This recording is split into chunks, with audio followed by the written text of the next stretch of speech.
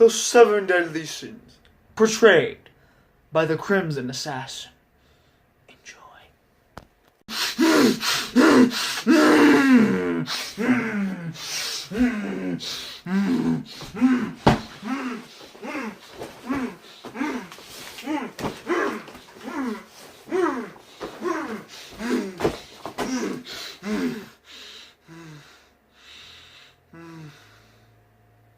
Man, that was a great episode. Man, can't wait to watch the next one.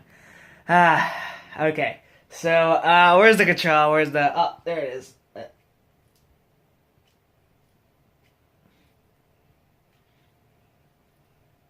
Too lazy to move out of this comfy spot. My back is kind of hurting for slouching too much, but I can handle it. I can handle it.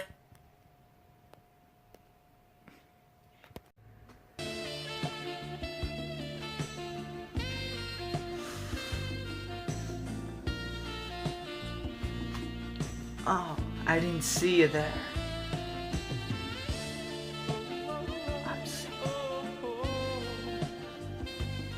Huh? Oh man, hey man, yo, Yeah. have you played Red Dead Redemption really 2? wanted that Holy crap. Yo, I this really game did. is so much freaking fun. Yo, there's like so much things to do. Yo, man, you should really play. Yo, wait, whoa, Nothing. wait, what?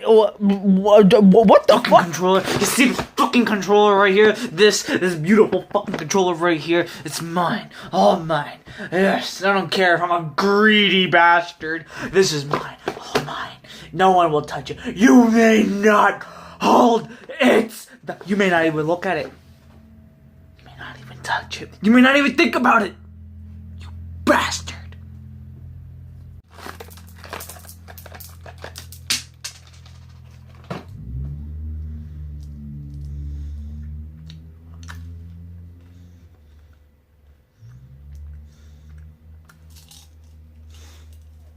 Ha ha ha ha! Yes, no one, and I mean no one, shall stand in the way of my pride, my principles. You will all taste it. You shall all taste what's known as fear. Right after I drink this Mountain Dew.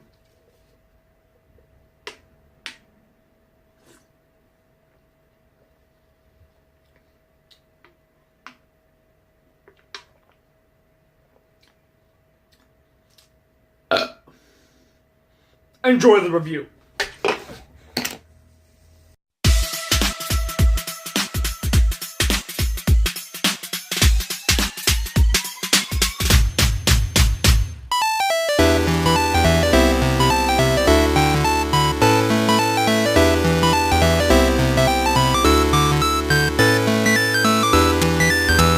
Hello people of YouTube, tis I once more, the Crimson Assassin, here today to give you guys another anime review. And today, people of YouTube, it is a very special anime review, because this is not only an anime review, but a re-review, while also a new anime review. Because technically, people of YouTube, the second and first season of the anime that we're about to watch, that I'm about to review at least, is very different from each other. So that being said, I decided to rewatch a first season of an anime that I reviewed way too long ago. In fact, I really forgot what I even gave this anime in the first place. But overall, people of YouTube, today I'm here to re-review 7 Deadly Sins. Now, people of YouTube, this is actually going to be a special video, as it's going to be a two-parter. This video in particular will discuss the first season of 7 Deadly Sins, as well. In the next video, we're going to review season 2. But as of right now, this is a video for season 1. That being said, people of YouTube, let's get started with this review now, shall we? So the story of 7 Deadly Sins, at least the first season, takes place in the Holy Land of Britannia, where a group of holy knights known as the 7 Deadly Sins are charged with a murder or a certain misdeed that they are wrongfully accused of. years later, you follow Elizabeth, the holy princess of Leonis, the kingdom capital of Britannia, as she sets out on a journey to find the 7 deadly sins, as a way to prevent the holy knights that were supposedly protecting the land from total chaos. It's up to Elizabeth, as well as she runs into the captain of the 7 deadly sins himself, Meliodas, as they scour throughout the Holy Land of Britannia to find the 7 deadly sins. And from there, cool action, an amazing story, and really awesome characters ensue. People of YouTube, I have to admit, I was very harsh on this anime the first time I watched it, because I kind of didn't appreciate its value. I didn't really care too much about this anime. To be honest, I kind of felt like it was just a generic kind of run-of-the-mill shonen type anime. And I was right to think about it that way, but I was also kind of misjudging the anime, because it's actually because of those things that I actually... Well, it's because of those kind of generic shonen-like cliches that are present throughout the anime that actually made me enjoy it. I really enjoyed the first season of 7 Deadly Sins, Season 1. And upon rewatching it, I have to admit, I really was harsh on the first season. Now, not to say that they didn't have any faults, but to be honest, they're few and far between. I think I actually really enjoyed watching 7 Deadly Sins Season 1, at least the second time around, than I really did the first. And I actually really appreciate the anime for actually what it does. It's actually not that bad, really. So, let's get started with this anime review. As always, let's go talk about the animation. The animation done by A1 Pictures is solid as hell. Very colorful, very bright, and very fun to watch. Various action scenes were also entertaining to watch, and that goes inside with the animation, as well as some of the little details. The way they used magic looked pretty awesome, and as well as the character models were really solid as well. Each of them looked very distinct and very different from each other, thus standing out and thus making it look very pretty. This anime looks really good, people of YouTube. What can I say? The story. Now, at first, it does really start off as this run-of-the-mill type of adventure where you're following Elizabeth as she's and Meliodas as they scour throughout the Holy Land of Britannia to find the 7 deadly sins and to fight and to defeat the evil threats that lurk behind the capital, conspiracies, and what have you. And might I admit, the story does a really good job. It's very effective, and it does serve a really good purpose to the overall plot. A simple plot is necessary for an anime like this to kind of work. And it does. And that also coincides with the amazing writing that the characters have, as well as some pretty solid character moments. Speaking of the characters were a whole lot of fun. I really liked all of them, at least in the first season. Well, and actually some I really hated, but in the second season they actually get a lot better, and we'll talk about that when I do the video for Season 2, because my god, I have a lot of things to say about Season 2. Holy shit. So yeah, so as always, let's talk about the characters, of course. Meliodas is honestly my favorite character in this anime. Honestly, he starts off typically like a generic shonen protagonist, very happy-go-lucky and kinda optimistic all the time, also being very overpowered. However, there's actually a certain charm to Meliodas' character that I actually really enjoyed. I just like how different he kind of is from the standard run-of-the-mill shonen main protagonist. Because typically when you have a shonen main protagonist, they kind of follow the same trend of always needing to help people. And they're just kind of boring at that. Meliodas is actually the opposite, as he actually has no shame. He has literally no shame in whatever he does. He'll purposely touch Elizabeth's boobs or, act very pervy around those very attractive females, and very openly. And no other anime character that has the guts to actually do that, and as well as just have no shame. And he's also a very mysterious character at that as well, because he always keeps things to himself. He always keeps things behind lock and key, and you never really know what he's really thinking, thus adding the charm to his character. And to be honest, it's refreshing. Not especially in like modern shonen where they're kind of like a textbook where like you can basically read what the character is like already after the initial viewing. Meliodas is actually unpredictable and just overall very fun. I liked him. Overall, I really did like him the second time around than I really did the first. I kind of gave them shit for being a little generic, but that kind of added the charm to his character, and I really like Meliodas. As well as the other various other various 7 deadly sins that you see throughout the anime. Deanne, who is very likable and overall just a hoot and a half. Bon, who is one of my favorites. Well, I would say second favorite sin next to someone who... yeah, okay, so, Bon. Bon is a fun character, and I definitely love his story arc. I like his little character arc of him trying to deal with the fact that he is an immortal being that can't die, as well as him trying to find a way to bring back someone that he really loves. And to be honest, that really shows a really deep understanding. Like he's deep. Bon is deep, and that is fucking heartbreaking, dude. Like his backstory. Oh my god. It got me. It got me, and I can't believe I completely ignored that romance. That was fucking awesome. And wait until we get to season 2. Man, that was powerful. Also, King. Holy shit. I can't believe I skimmed out on King.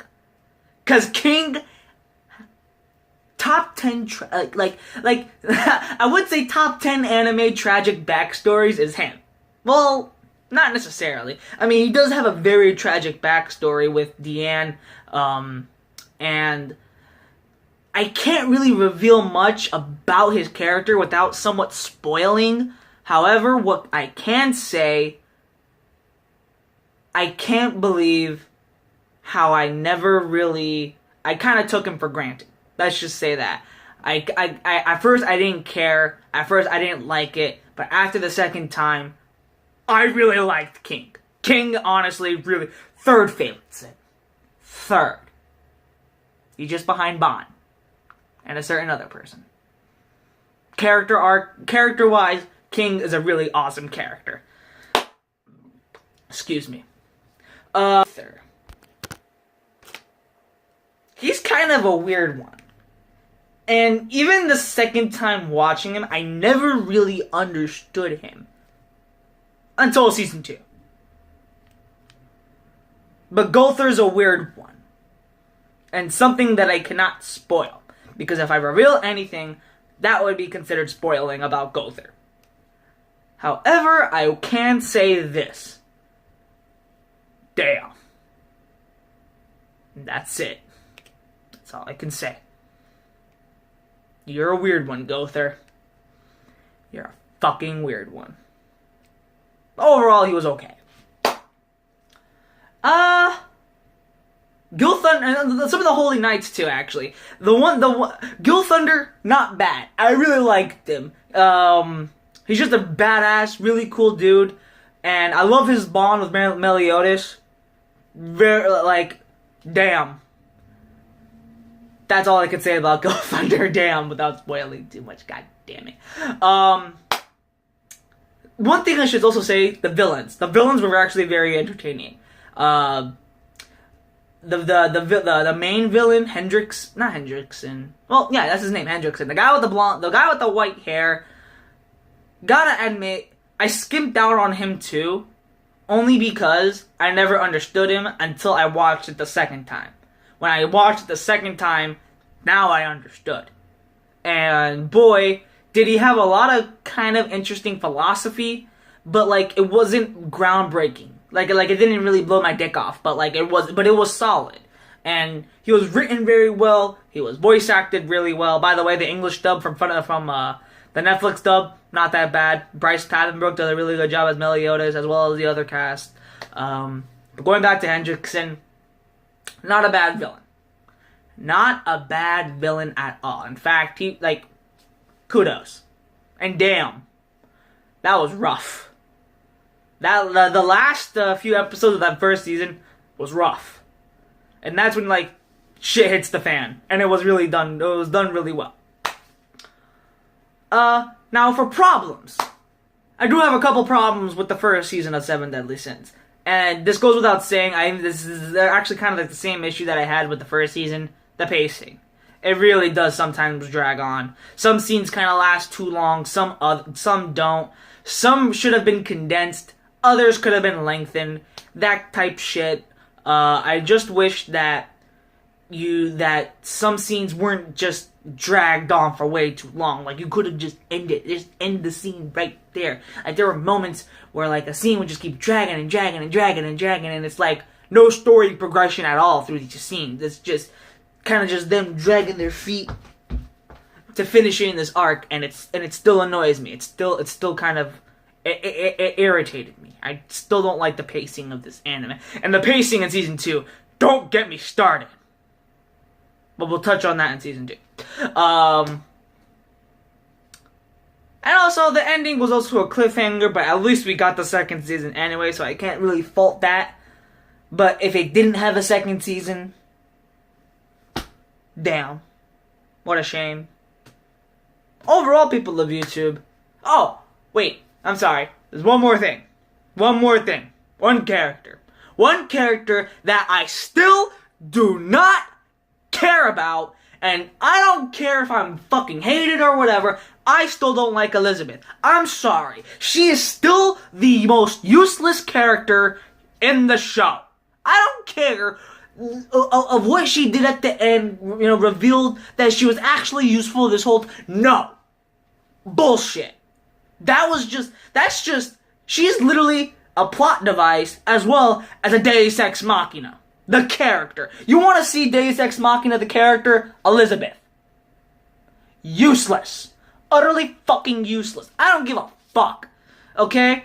There was at least 3 episodes where all she does is cry, moan, and completely just falls head over heels for Meliodas, and as well as their crappy relationship. I'm sorry. The relationship between Elizabeth and Meliodas is shit. In the first season. Damn it, season 2. Because it was actually better in season 2. In season 1, I didn't care. I didn't give a fuck about it.